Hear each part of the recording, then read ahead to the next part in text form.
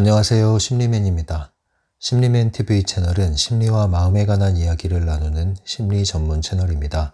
오른쪽 하단의 구독 버튼을 누르시면 이 채널을 잊지 않고 받아보실 수 있습니다. 네, 오늘도 심리맨 엽서로 사연 보내주신 분의 사연을 함께 나누도록 하겠습니다. 오늘 사연은요. 경기도에 거주하시는 30대 초반의 여성분이시고요. 시안이라는 별칭을 사용하시는 분의 사연입니다. 네, 영상 제작에 동의를 해주셨습니다.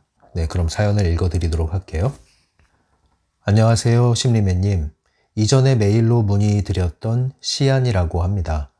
오늘은 다름이 아니라 제가 트랜서핑과 관련하여 소소한 첫 발견을 했기에 감사의 인사를 드리고 싶어서 이렇게 글을 씁니다. 지난번 상담 메일에 답장을 주셨을 때 꾸준히 하라는 말씀이 머릿속에 남아서 조금 더 시간을 보내고 더 많이 경험하고 나서 인사를 드릴까 고민을 했는데요. 그래도 심리맨님이 첫 방향을 잘 제시해 주신 덕분에 서툴지만 조금씩 관념이 바뀌어 가고 있는 것 같아서 작지만 감사의 인사를 드리려고 심리맨 엽서로 사연 보냅니다. 참고로 다른 분들이 보내준 사연들이 저에게는 좋은 도움이 되고 있습니다. 지난번 정성어린 피드백을 주신 여러 말씀들 중에서요. 저에게 가장 많이 와닿았던 것은 저에게 있는 조급함과 내적 중요성의 문제였습니다. 그 부분을 되새기며 저는 일상생활을 평소처럼 똑같이 하면서 하루에 한 번씩 책을 펴서 심리맨님의 트랜서핑 강독을 매일 하나씩 공부하고 있었어요. 매일매일 잘 해온 것은 아니지만 취미처럼 때로는 TV 보듯이 차분하게 하루에 하나씩 배워나가니까 오히려 머리에 더 잘 남기도 하고 디테일한 부분을 생각할 수 있어서 좋았습니다.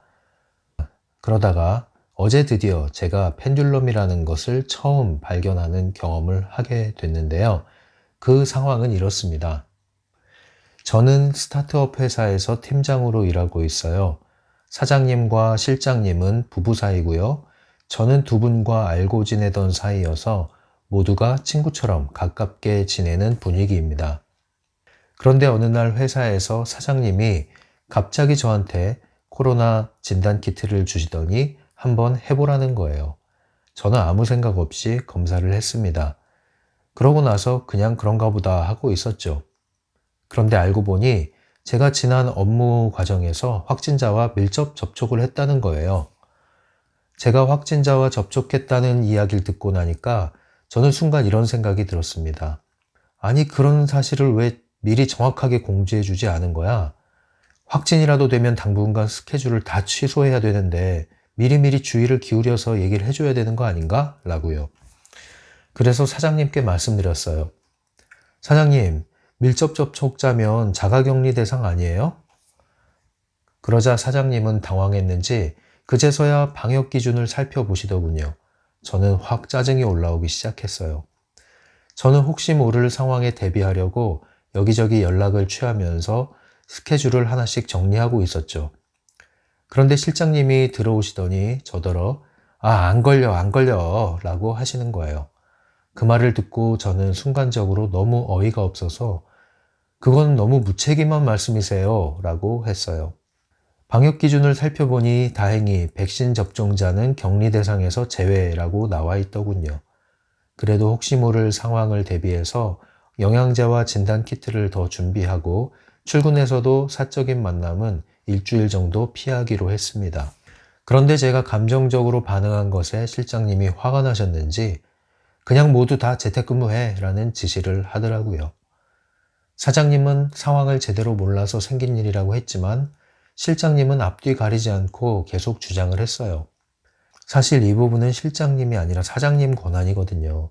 사장님은 또 시작이라면서 저에게 카톡을 보냈고 그냥 포기하고 재택근무하자라는 말씀만 반복했어요.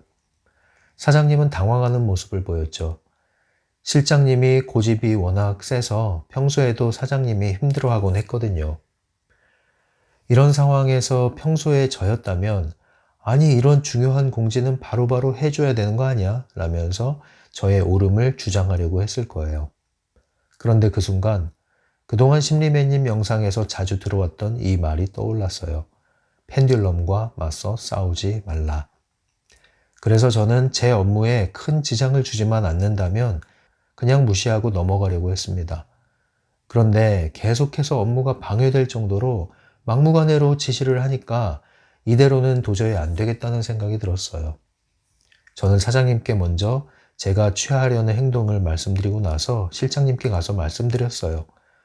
아까는 제가 너무 감정적으로 반응해서 많이 당혹스러우셨을 것 같습니다. 죄송합니다. 라고요. 그 과정에서 실장님은 내가 지시하면 너는 의견이 없어야 한다 라는 의미로 말씀을 하셨고 저는 기분이 확 상할 뻔했지만 그래도 그냥 흘려들었죠. 그런데 옛 습관이 아직 남아있어서 그런지 잘 대처한 것 같으면서도 속에서는 또 부글부글 끓는 느낌이 들더라고요. 아니야, 잘했어 싶다가도 내가 이런 것까지 고개 숙이면서 여길 다녀야 돼? 라는 생각이 올라오기도 했어요. 몇 번이나 마음이 왔다 갔다 하더라고요. 그래도 이런 상황에서 원래의 제가 해왔던 반응에 비하면 강도가 많이 약해진 느낌이었죠. 저는 퇴근하고 집에 와서 휴식을 취했어요. 여느 때처럼 심리매님 영상을 계획대로 한 편을 보고 있었습니다. 그러다가 문득 흑인형에 관한 주제와 조율에 관한 주제가 궁금해져서 검색을 해서 눈이 가는 영상을 골라서 들었어요. 그러던 중에 이게 모두 다 펜듈럼이었구나 라는 것을 깨닫게 됐습니다.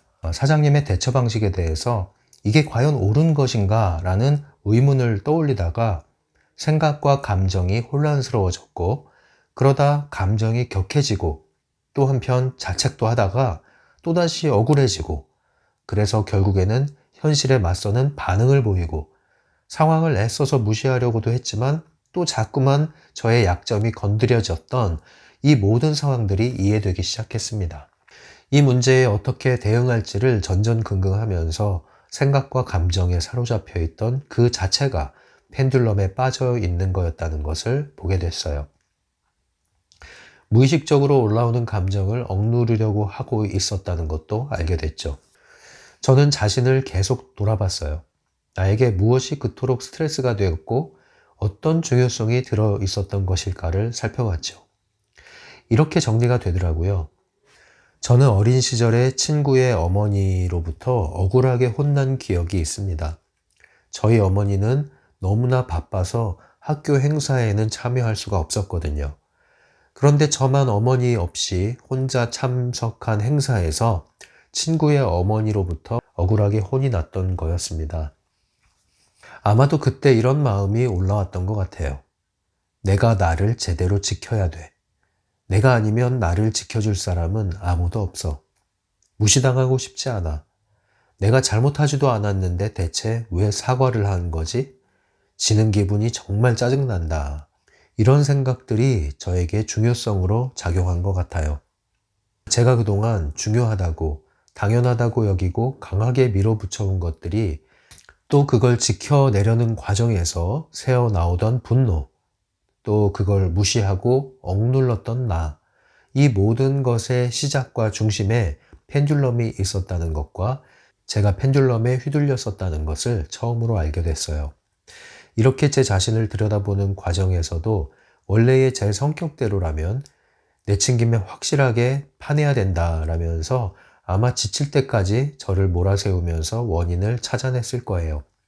하지만 영상 속의 심리맨님께서 배우는 것에는 경험, 즉 실패를 통해서 배우는 것도 있어야 된다라는 말씀이 떠올라서 펜듈럼에 휘말렸다는 분노를 잠깐 내려놓고 이번에는 태도를 바꿔 오늘은 여기까지 라고 선을 그었습니다. 그리고 이런 성공적인 첫 발견에 대해서 제 스스로를 다독여줬어요. 아직은 서툴지만 이렇게 흐릿하게나마 실체를 현실에서 발견했다는 생각이 드니 가장 먼저 심리맨님이 떠오르더라고요. 좋은 영상 남겨주셔서 멀리서 조금씩 보고 들으며 적용해 볼 수 있게 된 것 같아요. 이전에 말씀해 주신 대로 조급하지 않게 완벽하게 하려고 하지 않고 부드럽게 흐름을 타듯 하나씩 배워나가 보려고 합니다. 생각해 보니 댓글을 꼭 한번 남겨야지 해놓고 또 습관처럼 시청만 하고 떠났네요. 3월에는 댓글 쓰는 것도 챙겨볼게요. 감사합니다. 네, 이렇게 시아님께서 사연을 남겨주셨습니다. 잠깐 쉬었다 와서 사연을 다시 한번 들여다보면서 제가 피드백을 좀 드려볼까 하네요. 잠깐 쉬었다 오시겠어요? 물 한 잔 마시세요. 네, 돌아왔습니다. 오늘 시아님 사연은요, 아주 뭐 일종의 성공담이죠. 그리고 트랜서핑 경험담. 저도 기억이 납니다. 이제 트랜서핑 책을 굉장히 재밌게 읽어 내려가면서 현실에서 저의 생활의 경험 가운데서 아, 이게 펜듈럼인가? 아, 이게 펜듈럼이로구나. 아, 이런 게 펜듈럼이 맞네? 이렇게 점점 알아나가는 그 재미가 굉장히 있었거든요. 현실이 이 인식이 생기는 거잖아요. 그리고 그런 인식이 생기면 저의 태도가 변하고 관점이 변하고 실제 현실에서의 장면들이 변하기 때문에 굉장히 재밌습니다. 그래서 트랜서핑을 알아가는 것은 단지 지식으로 알아가는 것만이 아니라 이 현실에서 여러분들이 처한 현실에서 경험해 나가는 것이기 때문에 그래서 이 책을 놓지 않고 계속 보게 되는 거예요. 보면 볼수록 계속 내 생활이 다시 점검이 되고 또 생활 가운데 있었던 실패 사례, 특히 실패 사례를 통해서 더 많은 것들이 인식되기 때문에 계속 여러분들이 성장해 나갈 수 있는 길을 마련할 수가 있죠. 시아님께서 그런 의미에서 아주 좋은 시작을 지금 하고 계신 것 같습니다. 네, 제가 기억이 나요. 이 시아님께서 별칭 외에 본명을 알려주셨는데 이전에 메일이었던가요? 오픈챗이었던가요? 네, 무료 상담으로 사연을 보내서 상담을 요청했던 분입니다. 유료 회원 가입하려고 막 하셨던 분인데 제가 아직 안 오셔도 된다고 했던 그분으로 기억을 하고 있어요. 굉장히 열정이 넘치고요. 의지가 강한 분이십니다. 그때 사연으로 말씀하셨을 때 아마 좀 가정 형편이 어려웠던 상황이었던 것 같아요. 성장 과정에서. 그런데 굉장히 노력을 열심히 하셨어요. 그냥 노력이 아니라 보통 왜 우리가 노오력 이러잖아요. 굉장히 열심히 노력을 하셔서 안정적인 기반을 잘 다지고 계신 분이십니다. 그래서 그동안은 이제 내부 의도로 소기의 목적을 잘 달성하신 분입니다. 그런데 내부 의도라는 것은 언제든지 지치기 마련이잖아요. 그래서 이제 좀 어느 정도 에너지가 소진되는 걸 느끼셨죠. 그래서 이제는 중요성과 펜듈럼을 인식하시면서 내부 의도 넘어 외부 의도를 활용할 수 있는 단계로 넘어가신다면은 좋을 것 같은데 지금 그 지점에 진입을 하신 것 같아요. 펜듈럼을 잘 찾아내신 것 같습니다. 사연을 조금 더 들여다보면은요. 시아님의 특징은 그때 메일로 상담을 요청했을 때 그 사연에서도 마찬가지고 조급함이라고 제가 말씀드렸잖아요. 굉장히 의지가 강하시다 보니까 뭔가 해야겠다 싶으면은 그냥 뽕을 뽑는다 이런 얘기 하잖아요. 뿌리를 뽑아버리는 거예요. 그게 좋은 작동을 할 때도 있어요, 물론. 그런데 항상 그런 태도가 지속이 되게 되면은 굉장히 빨리 지치게 됩니다. 열정은 필요한 거지 열정이 지나쳐서 과도한 열정이 작동을 하게 되면요 이제 과열되잖아요. 과열되면 항상 문제가 돼요. 예, 우리가 자동차도 마찬가지고 기계도 마찬가지고 사람 에너지도 마찬가지고 과열되면 문제가 돼요. 항상 지나친 건 문제가 된다고 그랬잖아요. 그래서 그렇게 되면은 과열된 열정은 이런 말이 되는 거죠. 열정으로는 열만 낼 뿐이다. 이렇게 되는 거거든요. 그래서 지금까지는 굉장히 좋은 요인으로 작용을 하신 게 맞는데 이런 것이 이제 지나치게 뭔가 과도하게 열정을 쏟을 때는 그 밑에 조급함이 있는 거거든요. 조급하다는 것은 그 애매성을 인내하는 그 힘, 네, 애매모호한 상황, 아직 결론이 나지 않은 상황, 이 과정 이런 것을 인내하는 힘이 약하다는 반증일 수도 있어요. 그러면은 빨리 뭔가 끝내야 되고 빨리 끝내지 않으면 포기할 수도 있는 거거든요. 아니면 이제 굉장히 닥달할 수도 있고 어떤 상황이 되면 그러면 또 오판을 할 수가 있어요. 이렇게 사람이 조급하면은 판단이 흐려지게 되거든요. 그래서 항상 인내하는 힘이 필요하고 꾸준함이 필요하고 멈추는 힘이 필요하고 바라보는 힘이 필요하거든요. 그래서 애매한 상황, 아직 확실하게 결론이 나지 않은 상황일지라도 우리는 가만히 인내할 수 있는 이 힘, 이런 것을 조금 기르신다면 그러면 시아님이 훨씬 더 안정적으로 성장할 수 있는 기반이 마련되지 않을까 이런 생각이 듭니다. 트랜스서핑을 한다는 것도 그런 거잖아요. 우리가 이중거울의 법칙에 의해서 가능태 공간의 어떤 특정 섹터를 현실화시키기 위해서 심상화를 하려고 할 때 현실은 불활성이 있다고 그랬죠. 그래서 서서히 물질화된다고 그랬어요. 서서히. 그래서 실루엣이 이렇게 보이고 또 형체가 조금씩 나타나다가 나중에 알고 보니까 이제 확실한 형체가 눈앞에 들어오듯이 우리가 애매모호한 상황이 필요하단 말이에요. 이거를 우리가 견디는 힘이 필요해요. 이런 애매모호한 상황에서 계속 밀려 나가는 그 힘이 필요하단 말이죠. 그래서 우리가 조급함이 해결되지 않으면 트랜서핑을 잘 하다 그르칠 수가 있거든요.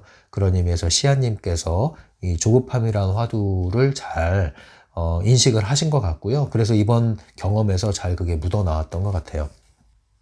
그리고 이제 현실에서도 실천적으로 하루에 하나씩 영상을 보고 있다고 했어요. 뭐 매일 그렇게 꾸준히 못하겠지만 중단하지 않고 하고 계시는 것 같아요. 굉장히 좋은 습관이 되고 있는 것 같은데 아주 잘 하시는 겁니다. 꾸준히 하기 위한 방편으로 이렇게 계획을 세우고 하고 계시는 것 같은데요. 제가 말씀드린 게 그거잖아요. 네, 여건이 된다면 책을 쫙 펴시고, 옆에 노트 하나도 준비하시고, 펜도 하나 딱 드시고, 그리고 나서 영상을 보시면서, 밑줄도 긋고, 메모도 하고, 정리도 하고, 또 나의 말로 번역해보고, 또 떠오르는 경험들을 메모해보고, 이렇게 공부하듯이 하는 게 굉장히 중요합니다.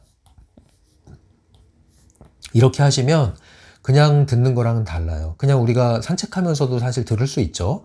그렇게 들을 수도 있어요. 그런데 우리가 공부라는 게, 책이라는 게 버스에서도 이동하면서 책을 읽을 수가 있지만 도서관에 앉아서도 책을 읽을 수가 있죠.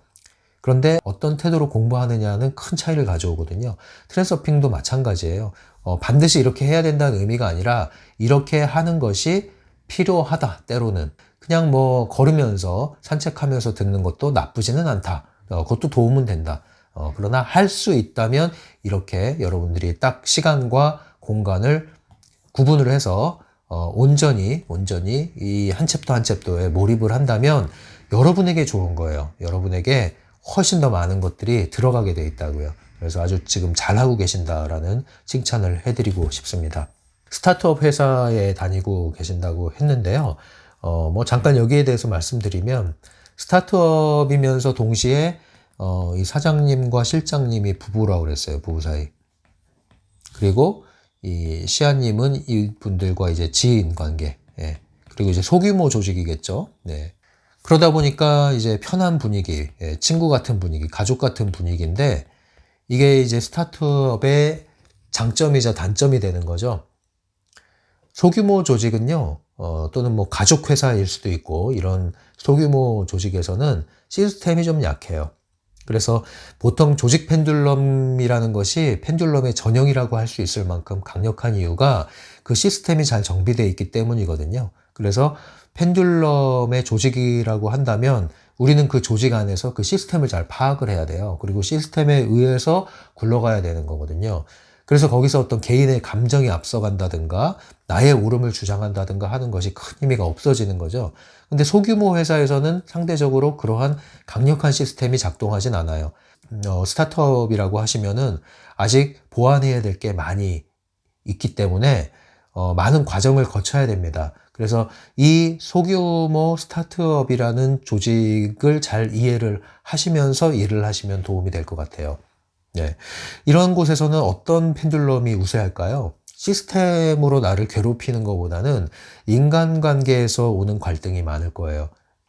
이건 어떤 뭐 직급, 직책 이런 문제가 아니라 서로 간의 자연인으로서의 관계가 맺어져 있거든요. 그래서 이건 이제 사장님과 실장님도 부부 사이잖아요. 아무리 뭐 공과 사를 구분한다고 하더라도 이 부부 사이라는 것을 떼고 일을 하기가 쉽지가 않죠. 그리고 이 시아님도 이분들과 지인 사이고요.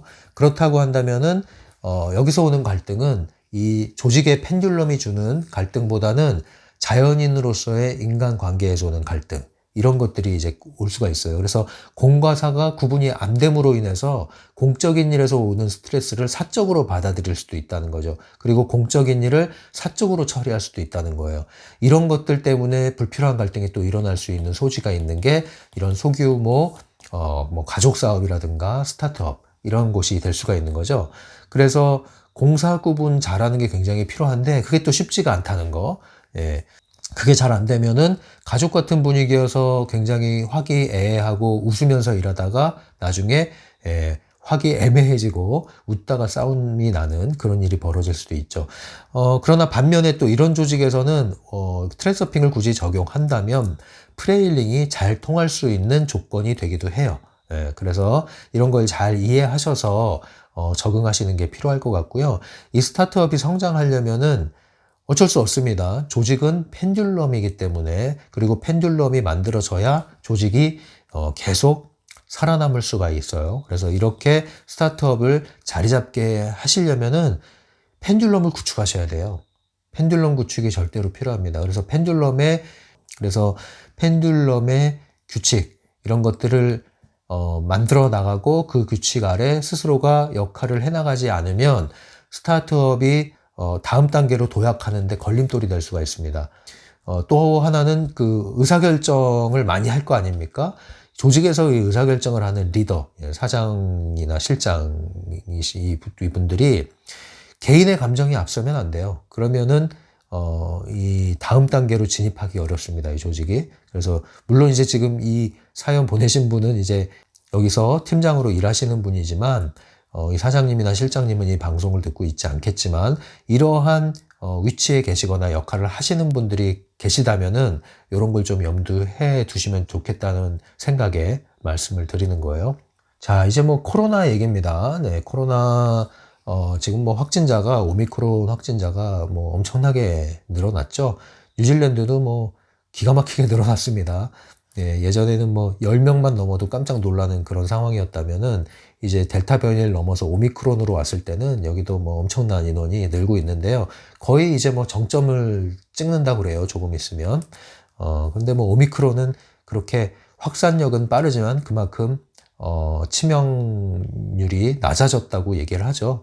예, 그래서 뭐 이렇게 두려워하는 것은 큰 도움이 안 되고요. 현실을 잘 냉정하게 보면서 필요한 방역은 또 지키는 게 필요하겠죠. 자, 어쨌든 이제 코로나 문제예요. 코로나 문제인데 역시 이 부분도 이제 이 조직이 스타트업이라는 것을 드러내는 그러한 문제가 아니었나 싶은데 확진자와 접촉을 하게 된 거죠. 이 시아님께서 근무 중에. 그런데 그 사실을 사장님이 알고 계셨던 거예요. 알고 계셨는지 뒤늦게 알게 됐는지 어쨌든 알게 된 거죠. 예, 그런데 이 접근 방식이 이거 역시도 굉장히 공적이지가 않았던 거죠. 그냥 넌지시 와서 이거 한번 해봐라. 네, 이런 방식인 거예요. 그래서 이 스타트업이 자리를 잡으려면 여러 가지 면에서 변화가 필요한 부분이 많이 있어 보인다라는 생각이 들어요. 그러니까 사장님이나 실장님이나 어쨌든 그 사원을 대하는 마인드와 태도부터가 달라져야 되거든요. 말도 달라져야 되고요. 근데 그게 좀 쉽지 않을 수도 있죠. 이런 일반적인 자연인의 관계가 유지되고 있기 때문에요. 그렇지만 어쨌든 공사가 구분이 돼야만 조직은 더 안정이 되게 돼 있거든요. 아무튼 코로나 진단 키트를 가져와서 검사를 해봐라 했어요. 그래서 그냥 했던 거죠. 뭐 해봐라 하니까 그냥 했는데 알고 봤더니 웬걸 이 확진자랑 접촉을 했었다고. 시아님으로서는 이제 화가 난 이유가 만약에라도 내가 확진이 되면 이 직장인이 확진이 되면은 이제 격리를 해야 되잖아요. 격리를 해야 되면은 최소한 일주일 넘게 하는데 그 일주일 넘는 시간 동안에 개인 스케줄이 있을 거 아니에요. 공적인 스케줄뿐만 아니라. 그런데 이런 것들을 미리미리 계획을 하고 미리미리 대비를 해야 되는데 뜬금없이 갑자기 와서 이렇게 들이대면 그럼 나는 내 스케줄을 어떻게 이걸 조율을 하라는 얘기냐. 그러니까 너무 갑자기 대책 없이 이 대응을 지금 하고 있는 거잖아요. 그래서 이제 화가 많이 나셨을 것 같아요. 저도 상당히 좀 계획적인 사람이거든요. 계획대로 돼야 마음이 편한 사람이에요. 이게 뜻대로 되지 않는 것을 원래는 잘 용납하지 못하는 그런 스타일이기는 해요, 제가. 아무튼 이해는 돼요. 그래서 네, 굉장히 짜증이 났을 것 같다. 자, 그래서 이제 화가 나서 어떻게 하셨느냐. 이 사장님이 진단키트를 해봐라 했는데 이 시아님이 사장님한테 좀 약간 화가 난 거죠. 그래서 이 밀접 접촉자는 자가격리 대상 아닌가요? 예, 이렇게 이야기를 했어요. 자, 근데 문제는 뭐냐면 이제 실장님하고 사장님하고 부부잖아요. 이제 실장님이 이 사실을 알고 들어오면서 이 시아님한테 안 걸려 이렇게 얘기한 거야. 아, 안 걸려. 자, 근데 이 안 걸려 안 걸려 괜찮아 괜찮아 이거잖아요.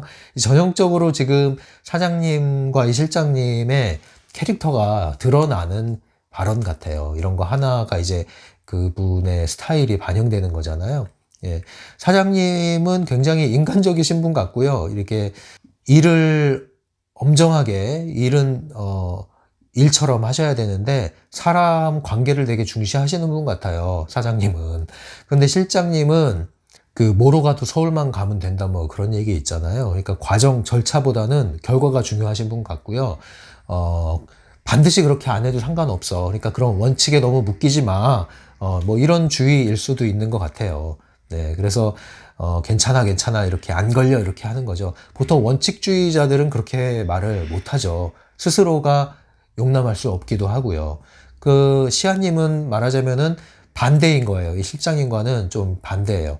그러니까 아직 확진 판정을 받지도 않았는데 확진자와 접촉을 했다는 이야기만 듣고서도 벌써 스케줄을 정비를 하려는 태도를 바로 보이잖아요. 그리고 걸릴 수도 있다는 전제를 하면서 말이죠. 굉장히, 대비를 잘 하시는 분 같아요. 미리미리. 근데 이런 것이, 화가 날 정도란 말이죠. 그거는 굉장히 예민한 상태죠. 근데 이러한 상태가, 재밌는 거는 이제 뒤에 사연 나왔죠. 과거에 어릴 때 경험하고도 연관이 전혀 없는 건 아니라는 겁니다. 네. 왜 이런 태도가 강화가 됐을까요? 어떤 문제가 일어나기 전에 내가 방어를 해야 돼. 그러지 않으면 난 당할 수가 있어. 이런 거거든요. 왜냐면 나를 지켜줄 사람은 없거든. 그러니까 내가 스스로 나를 지키기 위해서는 최대한 경계근무를 서야 되는 거예요. 모든 상황을 내가 미리 통제하고 있어야 되는데 그러려면은 머리가 바쁜 거죠. 그래서 스케줄 다 잡아놓고 어떤 일이 있을지 가능성을 예측을 하고 이렇게 들어가야 되는데 갑자기 뜬금없이 사장님이 진단검사 하라고 하면서 그 얘기를 뒤늦게 얘기했고 실장님은 들어와서 아 괜찮아 괜찮아 이러니까 이러한 성향의 시아님으로서는 정말 화가 나는 거죠. 한마디로 이제 그 과거의 경험을 빗대서 얘기하면은 무방비 상태로 당했다. 어떻게 이럴 수가 있느냐. 뭐 이런 느낌을 받을 수도 있어요. 무의식적으로요. 이제 이 실장님께서는, 뭐, 안 걸려, 안 걸려. 이 말은 저도 또 이해는 돼요. 그게 무슨 말인지. 그렇게 겁내지 않아도 돼. 뭐, 이해는 됩니다만, 조직에서는 그런데, 그런 마음이 들더라도 시스템에서는 공적인 일을 공적으로 처리해야 되는 건 맞아요. 그렇지 않으면은, 뭐, 모든 직원들이 한마음 한뜻으로 안 걸린다, 걱정 마라. 이게 됐다면 그런 조직이라면 상관없는데, 이 다양한 사람들이 있고 다양한 입장들이 있잖아요. 그럴 때는 원칙대로 하시는 게 좋죠. 그렇지 않으면 이런 문제가 자꾸 생기는 거예요. 그리고 벌써 의사결정에 문제가 어디서 드러났냐면은 사장님과 실장님이 이게 지금 의사소통에 문제가 생긴 거예요. 벌써 부부기 때문에. 예. 부부기 때문에 사장님, 실장님 이 직급이 별 의미가 없어진 상황이죠. 사장님이 여기에 대해서 최종 권한을 갖고 있음에도 불구하고 실장님이 이 문제에 있어서 집에서 근무해, 재택근무해 이렇게 돼버린 상황. 아, 이게 참 이제 좀 아쉬운 부분이에요. 스타트업이기 때문에 이해는 되지만 오히려 이제 스타트업이기 때문에 이런 부분을 그냥 넘어가서는 안 된다라는 게 보이긴 하는데 뭐 이 의뢰하신 분이 팀장님이시기 때문에 뭐 그것까지는 큰 기대를 하지 않아도 될 것 같습니다. 어쨌든 그렇게 사장님과 실장님의 태도에 대해서 불만이 있었지만 일단 제동을 딱 걸었어요. 어떻게 걸었느냐? 펜듈럼과 맞서 싸우지 말아라. 예, 이제 영상을 많이 접하시고 책을 공부를 많이 하신 분이기 때문에 이 효과가 나타난 거예요. 그래서 제가 꾸준히 접하라는 얘기를 하잖아요. 영상이든 책이든 자꾸 접하다 보면은 자연스럽게 어떤 타이밍에서 떠올란단 말이에요, 이게. 아, 이게 멈춰야 되는구나. 아, 이게 펜듈럼이구나. 아, 이게 중요성이구나. 아, 이대로 여기 감정에 휘말려 들어가면 안 되는구나. 이게 떠오른단 말이에요. 아주 잘 경험하신 거예요. 이게 떠올랐다는 거죠. 예, 펜듈럼과 맞서 싸우지 말아라. 이게 떠오른 거예요. 그리고 나서 멈춘 거죠. 아주 잘하셨어요. 이 트랜스서핑을 적용할 때 제일 첫 단계에서 우리가 하는 게 펜듈럼 인식, 그리고 중요성 찾기잖아요. 펜듈럼 인식했을 때 우리가 해야 될 게 뭐냐면 일단 멈춤이에요. 일단 멈춤. 예. 멈추지 않으면 기존에 하던 방식으로 나가는데, 기존에 하던 방식은 거의 10중 8구 펜듈럼에게 먹히는 방식이거든요. 그래서 스톱하는 게 굉장히 중요해요. 일단 멈추라고 제가 얘기했잖아요. 일단 멈춤. 일단 멈추고 나서 아, 그래, 뭐 내가 하는 일에 지장만 오지 않으면 그냥 넘어가자. 넘어가려고 그랬어. 그냥 무시하려고. 예. 그런데 계속 이제 실장님이 뭔가 이렇게 좀 힘들게 한 것 같아요. 그래서 도저히 안 되겠다 싶어서 찾아갔어요. 근데 저는 이제 여기까지만 읽었을 때는 이거 뭐 한바탕 들이받으러 가나 이런 생각을 했는데, 의외의 반응이 나왔어요. 의외의 반응이 뭐냐면은 실장님한테 가서 화를 낸 게 아니라 사과하러 간 거예요. 그래서 아이고, 제가 너무 감정적으로 반응해서 당혹스러우셨을 것 같습니다. 죄송합니다. 아, 여기서 제가 또 깜짝 놀랐습니다. 굉장히 표현이 좋으세요. 공감대화 이런 걸 배우신 것 같아요. 아주 잘 반응을 하셨어요. 그런데 문제는 표현은 좋았는데 내 마음이 100% 기꺼이 간 게 아니야. 그냥 어쨌든 이 상황을 내가 잘 무마하기 위해서 했던 거예요. 그래도 잘하신 거예요. 그런 마음에 그렇게 하셨다는 거는 잘하신 거예요. 저런 표현 나오기도 쉽지 않거든요. 죄송하단 말 하나 나오기도 쉽지 않은데, 그 앞에 제가 너무 감정적으로 반응해서 많이 당혹스러우셨을 것 같습니다라는 말, 이거는 공감 반응을 해주는 거거든요. 아주 잘하셨어요. 네. 그런데 아직 100% 기꺼이 이 마음이 담겨서 나간 게 아니어서 그런지 이제 실장님이 옳거니 하면서, 그래, 너는 내가 지시를 하면은 말을 들어야 될 거 아니야. 이제 이런 태도, 느낌이 들었다는 거죠. 이제 직접 그런 표현을 했다는 건 아니고 그런 뉘앙스의 반응을 했다는 거예요. 그랬더니 시아님이 또 다시 부글부글 끓기 시작해. 이게 굉장히 중요한 장면이에요. 뭐냐면은 우리가 펜듈럼을 딱 인식을 했어. 그리고 중요성도 찾았어. 그리고 중요성을 낮추려고 했어. 그런데 자꾸 올라와. 자, 이런 거거든요. 감정이 막 휩싸이려고 그래. 아, 이거 넘어가면 안 돼. 감정, 여기 무시하고 넘어가자. 무시하고 넘어가자. 그랬는데 속에서 부글부글 끓어. 자, 이런 경험 다 하시죠? 이게 왜 이런 일이 벌어지냐면, 첫 번째는 머리로만 하기 때문이고요. 그럼 머리로 하지 뭘로 하냐 이렇게 얘기하는데, 두 번째는 진심으로 이게 돼야 되거든요. 진심으로 되기 위해서 제가 얘기하잖아요. 이 진심은 언제 되냐면은, 진심으로 해야지 해서 되는 게 아니라 실패 경험을 통해서 진심이 자꾸 우러나오는 거예요. 어떤 실패? 펜듈럼에 호되게 당한 경험을 진하게 해보는 거예요. 그래서 이게 진짜 펜듈럼이 맞구나라는 걸 알게 되면은 이게 이제 진심으로 그렇게 나오는 거예요. 그리고 이 펜듈럼한테 진하게 실패를 당하려고 했던 차에 내가 펜듈럼을 중요성을 낮춰서 펜듈럼에게서 벗어난 경험, 이걸 진심으로 하게 되면 점점점 이게 진심으로 되게 되는 거예요. 몸으로 나온단 말이에요. 몸으로. 그래서 실패를 통해서 배우는 게 중요하다고 그랬잖아요. 어쨌든 시아님께서는 이런 것을 경험을 처음 하시는 것임에도 불구하고 이 정도로 접근을 하신 건 아주 잘하신 거예요. 그래서 잘하신 거다. 근데 세 번째 또 하나는 뭐냐면 굉장히 잘 통찰을 하신 것 같은데, 옛습관. 옛습관. 옛습관이 빠져나가는 데는 시간이 필요합니다. 이건 절대적으로 시간이 필요해요. 절대 우리는 하루아침에 바뀌지 않아요. 오늘 트랜서핑에 대해서 내가 완벽하게 깨우쳤다고 해서 100% 적용이 되느냐? 절대 그렇지 않습니다. 인식을 했다고 해서 바로 적용되느냐? 그게 그렇지 않아요. 서서히 조금씩 확대되는 겁니다. 다만 시간차가 줄어들겠죠. 옛습관이 빠져나가는 것이 필요해요.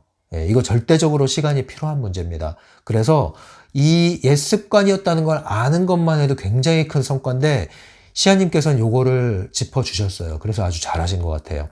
옛습관. 그래서 제가 그런 표현을 자주 쓰거든요. 상담할 때 펜듈럼의 잔재라는 것이 있습니다. 펜듈럼의 잔재입니다. 이건 펜듈럼한테 휘둘리는 게 아니라 펜듈럼의 잔재입니다. 이게 빠져나가는 데는 시간이 필요합니다. 마치 우리가 강렬한 것을 보고 나서 잔상이 남아있는 것과 같습니다. 잔상은 시간이 흘러야 없어지고요. 잔상은 실제가 아니기 때문에 붙잡으려고 하지 않아도 되고 겁내지 않아도 됩니다. 자, 잔재가 있습니다. 펜듈럼의 잔재가 있고 나에게는 옛 습관이 있어요. 이 두 가지가 함께 빠져나가는 절대적인 시간이 필요합니다. 그래서 또 다시 한번 강조하는 게 꾸준히라는 게 그래서 필요한 거예요. 네. 이게 올라왔다고 그래서 이 트랜서핑 이거 안 되나 보다 나는 이렇게 하시면 안 된단 말이죠. 이거는 자연스럽게 올라올 수밖에 없고요. 트랜서핑 펜듈럼을 인식하고 이러한 것을 구분하고 분별을 하려고 하면 할수록 더 크게 느껴져요. 상대적으로. 그리고 더 강하게 나를 붙드는 것처럼 느껴져요. 그런데 이게 뭐예요? 이게 종이 호랑이란 말이에요. 종이 호랑이. 그걸 알기 때문에 무시할 수 있게 되는 거예요. 요걸 아주 지금 잘 정리를 하셨다. 이런 말씀 드리고 싶네요. 그래서 기분이 막 상할 뻔했는데 흘려들었어. 그래도 위기가 많았어요. 위기가. 그런데 그래 이제 잘 대처했다. 돌아서서 생각해 보니까 또 부글부글 끓어. 굉장히 재밌죠. 이게 우리 마음이 이래요. 옛 습관이 가만 놔두질 않는 거예요. 내가 지금껏 하던 대로 내버려둬. 도대체 넌 뭔데 내 집에 들어와서 나를 방해해. 이거예요. 이걸 쫓아내려면 시간이 필요하다고요. 쫓아내는 방법은 쫓아내서 쫓아내는 게 아니라 새로운 습관을 붙들 때 지가 알아서 나가는 거예요. 때가 되면. 내가 있을 곳이 아니구나. 도저히 여긴 내가 이제 머물러선 안 되겠다. 여기서 얻어먹을 게 없구나. 이럴 때 나가는 거란 말이에요. 근데 옛 습관과 펜듈럼의 잔재에 관심을 주잖아요. 그러면 옳거니 하고 얘네가 더 커져요. 더 커져요. 관심을 주면 먹이를 주는 거고 먹이를 주면 잘하고 힘이 세지게 돼 있단 말이에요. 그래서 아주 잘하신 겁니다. 자, 그래서 이제 집에 왔어요. 자, 아주 큰 위기를 모면하고 집으로 오셨습니다. 아주 잘하셨어요. 안 그랬으면은 회사에서 뭐가 하나 빵 터지고 나서 상담 사연을 보냈을 수도 있는데 다행히 빵 터지지 않고 집으로 오셨어요. 그리고 집에 오셔서 1일 1독, 1일 1시청 심리맨 TV의 트랜서핑 강독을 또 듣기 시작하셨어요. 그런데 오늘은 좀 특별식을 먹어야겠어. 그래서 흑인형 그리고 조율, 이 주제와 관련된 것을 찾아서 보셨어요. 그렇게 보시는 것도 좋습니다. 검색창에 특정한 주제를 넣어서 나오는 것들을 골라서 모아보시는 것도 도움이 됩니다. 이를테면 뭐 중요성, 펜듈럼, 의도의 조율 이런 식으로 찾아서 보시는 것도 도움이 되죠. 자, 그렇게 집중해서 보다 보니까 뭔가 하나 관통하는 뭔가가 탁 떠올랐던 것 같아요. 그래서 지금 이 표현을 굉장히 잘 해주셨어요. 제가 한번 다시 정리해 드릴게요. 이 모든 게 펜듈럼이었구나 라는 걸 깨달았는데 아주 정확하게 통찰을 하신 겁니다.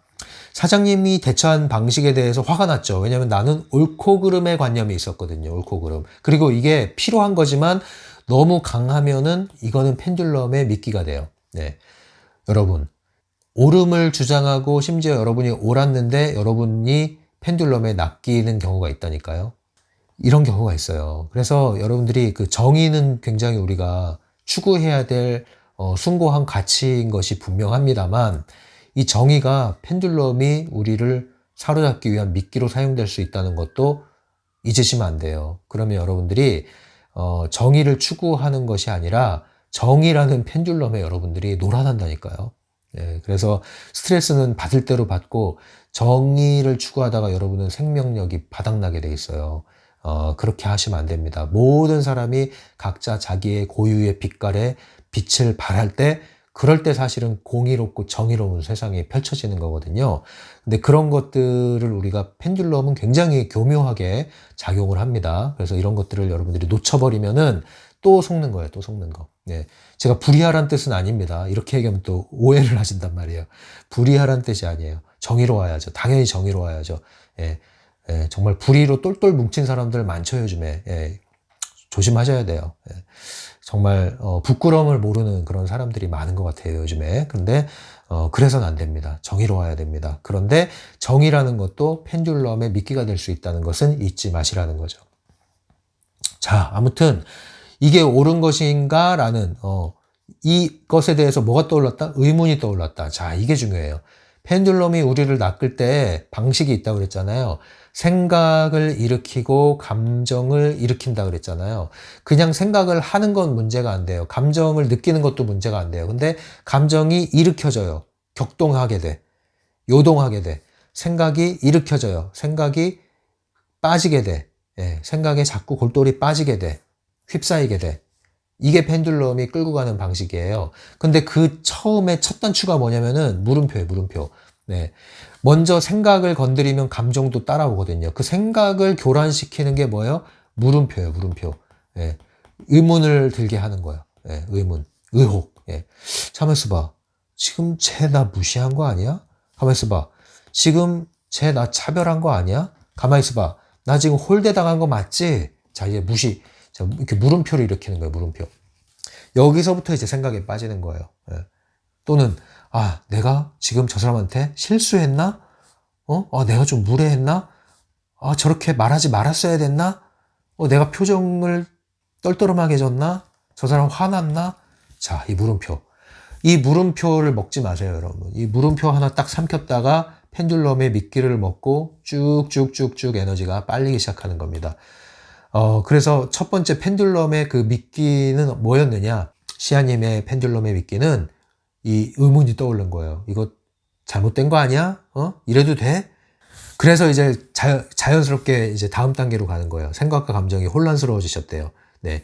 펜듈럼이 전형적으로 끌고 가는 방식대로 지금 가고 있는 겁니다. 그러다가 감정이 격해졌대요. 맞죠? 감정이 뒤따라가죠? 그 다음에 한편으로는 자책도 하다가, 그렇죠. 자책하고 원망하고 계속 돌려 펜듈럼은 에너지를 다 빨아가는 거예요. 예, 외부로는 분노, 내부로는 나한테 분노, 나한테 분노하다가 또 나한테 자책하다가 계속 에너지를 빨아가는 거예요. 네, 지금 그 경험을 하신 겁니다. 그런데 이 모든 것이 다 펜듈럼에 포획됐던 거네라는 것을 알아차리셨다는 거죠. 자, 그래서 나에게 펼쳐지는 현실은 일종의 거울과도 같은 거예요. 그래서 내 마음속의 태도, 생각, 감정 이런 것들에 대한 반영이다. 거울이 반영해 주잖아요. 근데 이게 뭐예요? 나의 현실, 나를 둘러싼 현실들. 나만의 세계가 지금 어떻게 펼쳐가고 있냐 이거예요. 나만의 세계가. 예. 객관적 세계를 얘기하는 게 아니라 내가 느끼는 주관적 세계가 어떻게 펼쳐지고 있느냐. 그것은 내 평상시에 지속적으로 하고 있는 나의 생각의 방식, 평상시에 내가 유지하고 있는 감정의 방식, 평상시 내 마음의 태도, 이런 것들이 어떤 것들이 주되게 지속되고 있느냐, 이런 것들이 나에게 현실로 나타나고 있는 거다. 자, 이렇게 보시면은 거의 맞습니다. 자, 그런데 또 하나 통찰하신 거는 무의식적으로 올라오는 감정을 억누르려고 하고도 있었다. 이거 역시도 굉장히 좋은 통찰을 하신 거예요. 감정을 억누르는 것이 중요성을 낮추는 것은 아니라는 것. 이거 분명히 하고 넘어가셔야 됩니다. 여기서 많은 분들이 오해를 하시더라고요. 그래서 이 펜듈럼을 다루는 방식은요, 감정을 누르는 게 아니에요. 이걸 자주 오해하세요. 감정은 누른다고 해결되는 게 아니라고 그랬잖아요. 흘러내보내야 된다고 그랬잖아요. 감정은 풀어내야 된다고 그랬잖아요. 근데 풀어낸다고 그랬더니 또 가서 맞서는 방식으로 표출을 해버리는데 그것도 아니라고 그랬잖아요. 감정은 내가 알아주고 이해함으로써 표현하고 흘러내보내야 될 것이라고 그랬죠. 이걸 눌러버린다고 해결되는 건 아니에요. 누르는 거 역시도 내부 의도로 중요성을 낮추려고 애를 쓰는 거기 때문에 이렇게 되면 감정이 사라지는 게 아니라 계속 비집고 올라오게 됩니다. 그래서 부글부글 끓는 거예요. 잘한 것 같은데 안에서는 확 끌어올라. 왜 그래요? 머리로 내 감정을 누르려고 했기 때문에 그런 거예요. 그래서 요거는 감정을 누르는 게 중요성을 낮추는 것이 아니라는 거. 예, 감정은 누른다고 해결되는 게 아니다. 감정은 이해하고 알아주고 바라보고 표현하고 그래서 풀어내야 되는 문제지 감정은 누르는 것이 아니다. 요거를 잘 구분을 하셔야 됩니다. 그래서 중요성 낮추기를 애써서 하느니 차라리 이 답답한 감정을 속 시원하게 풀어내는 게 훨씬 낫다고 얘기했잖아요. 그러나 그 감정의 근원을 이해하게 되면은 그 감정이 이제 올라오질 않아요, 나중에는. 왜냐면 중요성 때문에 그렇게 됐다는 걸 알게 되면. 그러니까 시아님이 이젠 알았을 거예요. 이 근원을 알게 된 거예요. 중요성이 들어갔고 여기서부터 나의 생각이 꼬이기 시작했고 그 생각이 이런 감정을 요동시켰구나라는 걸 이제 이해하실 거란 말이에요. 그러면 이제 더 이상 그런 부분에 있어서는 감정이 크게 일어나진 않을 거고요. 올라오다가도 어느 지점에서 인식을 하게 되고 통제할 수 있는 힘이 생기게 된 겁니다. 네. 이런 식으로 펜듈럼을 점점점 대처해 나갈 수 있는 힘이 키워지고 중요성을 낮추는 자연스러운 힘이 점점 생기는 거예요. 그래서 감정을 무조건 누르지는 마시고요. 감정의 근원을 찾아야 되는데 감정이 격동돼 있을 때는 감정의 근원을 찾아 나가기 어렵고 누가 얘기해줘도 인정하기가 힘들어요. 그러니까 감정을 먼저 풀어내라는 거죠. 이게 내려놔져야 자연스럽게 여기 감춰져 있던 중요성이 보이기 시작하는 거예요. 그래서 이제 이걸 봐야 더 이상 이런 감정에 휘둘리지 않게 되는 거죠. 아셨죠? 네, 그래서 상당히 잘 하셨다. 계속 칭찬을 해드리고 있습니다. 근데 약간 좀 짠한 사연이 이제 뒤에 나와요. 네, 통찰을 이것도 되게 잘하신 건데 어린 시절에 친구 어머니한테 억울하게 혼난 기억이 있대요. 굉장히 마음이 아팠을 것 같아요. 예, 공감이 됩니다.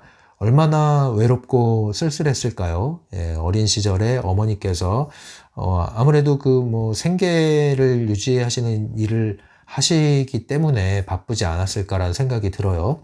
그래서 어떤 행사가 있는데 참여하지 못한 거예요. 그럴 때 있잖아요. 운동회가 있고 한데 이제 운동회에 보통 이제 어머니, 아버지 이렇게 참석을 하는데 어머니가 안 오셨어. 예, 뭐 그런 경험들 있으신 분들 있죠.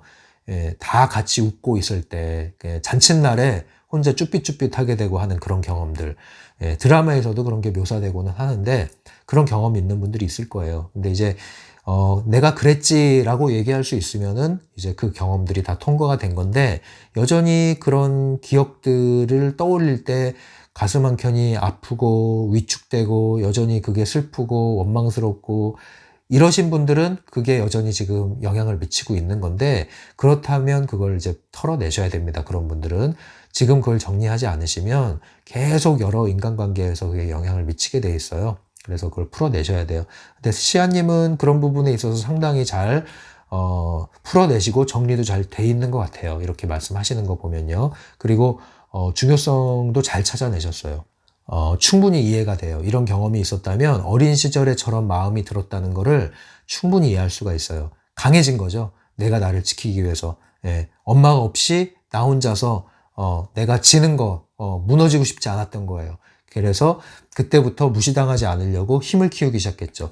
이때부터 뭔가 옳고 그름에 대한 분별 그리고 부당한 것에 대한 응징, 대응 뭐 이런 것들이 강화되지 않았겠어요? 살면서 자연스럽게. 이것에 대해서 어떻게 이해하셔야 되냐면요.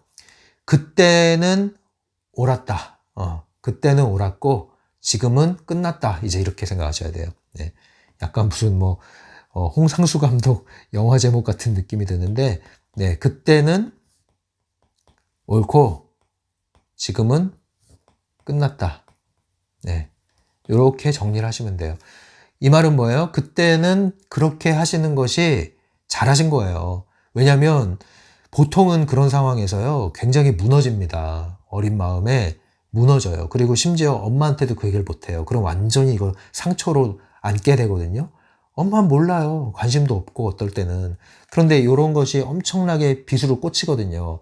근데 그것 때문에 이때부터 완전히 위기소침해지고 열등감 생기고 남 부러워하면서 이러면 이제 사념체가 확 사로잡는 거예요. 이제 이거 가지고 청소년기로 들어가면은 굉장히 또 망가집니다. 힘들어지는 거예요, 한마디로. 그런데 잘 극복을 하신 게 뭐냐면은 여기서 힘을 딱 키우려고 하신 거예요. 물론 이 힘이 전반적으로 봤을 때는 약간 반작용으로 나온 힘이기 때문에 온전한 힘이라고 보기는 어려울 수 있겠지만 그래도 이때 그것을 힘을 키워서 자기를 지키기 위한 이런 생각은 훨씬 좋은 겁니다. 자기를 괴롭히는 것보다. 그래서 아주 잘 하신 거예요. 그때는 이게 옳았던 대응 태도고요. 그때는 그게 옳았던 생각입니다. 아주 잘하셨어요. 예, 중요성이 들어가야 살 수 있었던 겁니다. 그때는 그러한 중요성이 필요했습니다. 자, 이렇게 정리를 하셔야 돼요. 그때는 옳았고 지금은 그런데 뭐라고요? 끝났습니다. 이제는 끝났어요. 그게 필요가 없다고요. 이제는 그게 필요가 없어요. 왜냐고요? 이제 성인이 됐잖아요. 이제 누가 함부로 무시하지 않아. 이제 열심히 노력하셔서 이제 나름대로 자리를 잡으셨어요. 누가 무시할 수 있는 상황이 아니라고요. 내가 나를 무시하지 않는 한 걱정하지 않으셔도 돼요. 그런데 요거를 내가 아직까지 안고 있다면은 이런 게 이제 삐쭉삐쭉 올라올 수가 있어요. 나도 모르게. 그러니까 이제 정리를 하셔야 돼요. 상당히 정리를 많이 하신 건 맞아요. 그런데 더 정리를 하셔야 돼요. 더 정리하는 건 뭐냐, 이제, 지금 말씀하신 거 다 인식을 했기 때문에 이제 어렵지 않을 거예요. 그때 올라온 중요성이 지금까지 나를 건드리고 있는 게 있었구나. 이제는 그 중요성마저도 내려놓겠다. 그때는 옳았지만, 이제는 끝났다. 이제는 필요 없다. 그래서 고마웠다. 고마웠다. 지금까지 나를 네가 지켜줬다. 그래서 내가 열심히 살게 됐고, 그래서 이렇게 어려운 환경에서 내가 나름대로 여기까지 성장을 했다. 나를 지켜오면서 고맙다. 고맙다 이 중요성아. 이렇게 얘기하세요. 그리고 이제는 뭐예요? 졸업하셔야 되는 거예요. 그래서 잘 보내주세요. 이 사념체들을 잘 보내주시기 바랍니다. 내가 아니면 나를 지켜줄 사람은 누구도 없어라는 그 사념체를 이제는 너를 보내줄게. 이제는 너 없이 나 혼자서 나의 세상이 나를 지켜줄 거야. 나의 주인은 나니까. 나는 현실의 지배자거든? 이렇게 떠나 보내주시는 그 작업을 하십시오. 이거를 말로 하셔도 되고 글로 쓰셔도 되고 이미지로 이러한 메시지들을 하나씩 떠올리시면서 보내주셔도 되고 그래서 떠나 보내주세요. 의식처럼 그렇게 한번 하십시오. 그리고 나서 털어내십시오. 나머지 올라오는 건 다 펜듈럼의 잔재입니다. 그때부터. 그래서 아주 잘 하셨다 또 얘기를 해드립니다. 그리고 이제 마지막으로 잘한 것도 칭찬해 드릴게요. 이렇게 성공적인 발견을 했어요. 이 펜듈럼이라는 게 이런 거구나. 이걸 경험적으로 느끼면요. 정말 이런 마음이 드십니다. 정말로. 그런데 이 첫 발견을 이제 심리맨 엽서로 제보를 해주신 거 아주 잘하셨고요. 그리고 스스로를 다독여줬다. 이걸 잘하신 거예요. 이게 잘했단 말입니다. 이게 이제 타프티와 관련해서는 어떤 거냐면 이거 유용함 찾기라고 그러잖아요. 그리고 이제 확인하는 게 있거든요. 제 정확한 용어는 책을 봐야 되는데 제 나름대로 용어로 확인해 주는 게 있어요. 이제 뭐 확인 사살 하듯이 뭐냐면은 이게 펜듈럼이구나 라고 했을 때 맞아. 한 번 더 확인을 해주세요. 그 장면을. 이게 중요성이었구나. 그럼 맞아. 그게 중요성이었지. 이렇게 해서 내가 펜듈럼을 비껴나갔구나. 내가 이런 태도를 유지했었지. 맞아. 이렇게 해야 돼. 이렇게 하는 게 맞아. 이렇게 내가 해왔던 방식에 대해서 다시 한번 상기시키고 확인을 한번 해주세요. 이렇게 하시고 그 다음에 어쨌든 표면적으로는 기분 상한 일이고 안 좋은 일이고 황당한 일이었겠지만 결과적으로는 트랜서핑의 입문을 경험적으로 입문을 하신 거잖아요. 유용함 찾기를 해보세요. 굉장히 많은 걸 배우셨잖아요. 심지어는 과거의 어린 시절에 나를 붙들고 있던 중요성을 이제 떠나 보내줄 수도 있게 됐잖아요. 얼마나 많은 것을 배웠습니까? 실패를 통해서. 충분히 자기 스스로를 다독여 줄 만한 가치가 있죠. 잘하셨어요. 자, 근데 여기서 이제 예방주사를 하나 놔드립니다. 다시 펜듈럼의 미끼가 나한테 다가올까요? 안 다가올까요? 다가오겠죠. 나는 그 펜듈럼의 미끼를 물고 또 휘둘릴 수 있을까요? 없을까요? 있죠. 나는 실패할 수 있을까요? 없을까요? 있죠. 요거를 미리 예방주사로 놔드립니다. 또 실패할 수 있습니다. 또 펜듈럼한테 휘둘릴 수 있습니다. 또 부글부글 끓다가 확 질른 다음에 이번엔 사단이 나는 일이 생길 수도 있습니다. 있겠죠. 여전히 그런 가능성은 상존을 해요. 옛 습관이 완전히 안 나갔으니까. 그렇죠? 펜듈럼의 잔재가 여전히 있으니까. 그렇기 때문에 더 깨어 있어야겠죠. 자, 다만 어떤 걸 생각하시면 되냐? 충분히 미리 실패할 수 있다는 것을 받아들이시면 실패 확률이 떨어져요. 그런데 성공 경험을 붙잡으면 실패의 가능성이 높아져요. 아시겠죠? 요걸 잘 아시고 미리 실패의 가능성을 받아들이시고 이것조차도 성공의 기회다. 실패야 와라. 펜듈럼아 나한테 실패를 안겨줘도 나는 괜찮다. 왜? 얼마든지 나는 다시 일어날 수 있고 얼마든지 실패를 통해서 더 많은 것을 배울 수 있으니 펜듈럼아 나는 네가 두려운 게 아니라 고맙다. 오히려 이런 마음을 가지시면 펜듈럼이 그때부터 이제 밥이 돼요. 시아님의 밥. 특식. 요렇게 인식을 하셔야 돼요. 그러면은 성공할 때는 확인을 해주시면 되고 실패하면 배우면 되고 그럼 언제나 성장입니다. 그 성장을 제가 뭐라고 그랬어요? 나선형의 성장이라고 그랬죠. 되풀이되는 것 같고 다시 실패하는 것 같지만 꾸준히 지속할 때 성장하게 되어 있습니다. 요걸 잊지 마세요. 그러면 예방주사를 맞은 겁니다.